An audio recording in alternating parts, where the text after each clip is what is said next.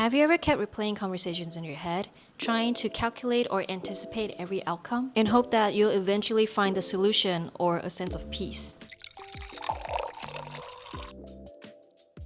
We've all been down this road multiple times, and the feeling is always the same. All we get is more anxiety. In this video, I'm going to share 5 ways to stop overthinking and finally give our minds some rest. These are the methods I practice with myself, and I hope you find them useful too. Part 1. Name what actually happened. Clarity starts when we stop enlarging reality. The first step is to separate what actually happened into the stories our minds add. Try our best to extract the facts from the situation. Not long ago, my boss didn't respond to my message right away because they usually do. My mind instantly jumped to, did I do something wrong? They must be upset about what I'd done the other day. Or is my question so dumb it's not worth answering? But when we describe our situations factually, like, they didn't reply to my message, that's what happened, that's it. Our prefrontal cortex, the part of our brain that reasons, surfaces. And the amygdala, which triggers stress and emotions, starts to calm down. After we calm down, we can start looking into the reasons why we overthink. Number 2, understand the pattern of self-judgment. Overthinking often starts with being hard on ourselves. There's a fine line between being self-critical and self-disciplined, but most of the time, the line kind of feels blurry,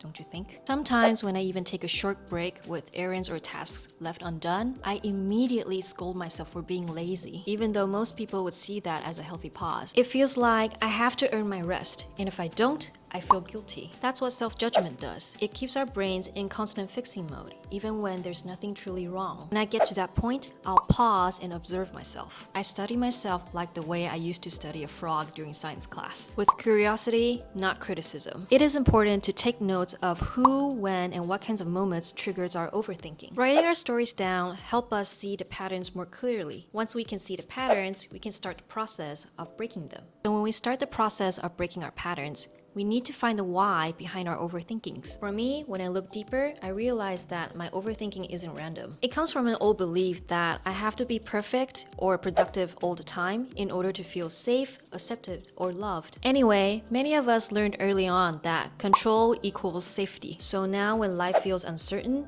our minds try to control through endless analysis. Again, when I'm up to this point, I'll pause and ask myself this important question. Can I actually control what I'm worrying about right now? If the answer is yes, then I'll take action.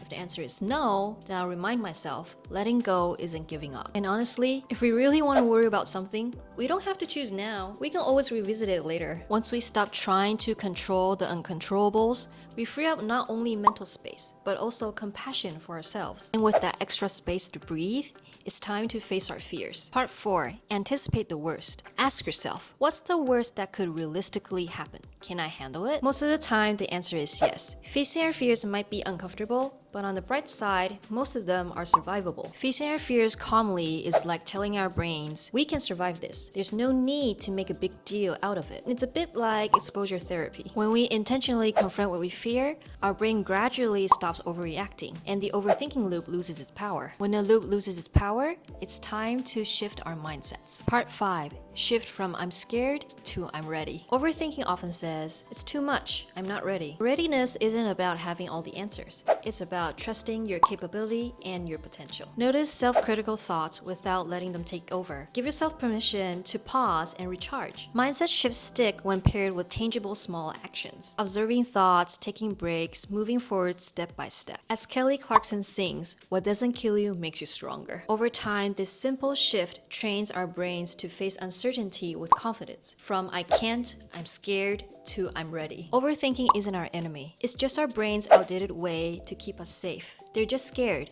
not mean. So we don't have to silence every thought, every voice in our heads. We can simply remind ourselves we can handle this when the time comes. Sometimes peace doesn't come from thinking more. It comes from accepting our fear and choosing to face it anyway. If you watched this video so far, I sincerely hope you find this video useful. And also, if you're interested in how to manage your emotions, watch this video right here. See you next time.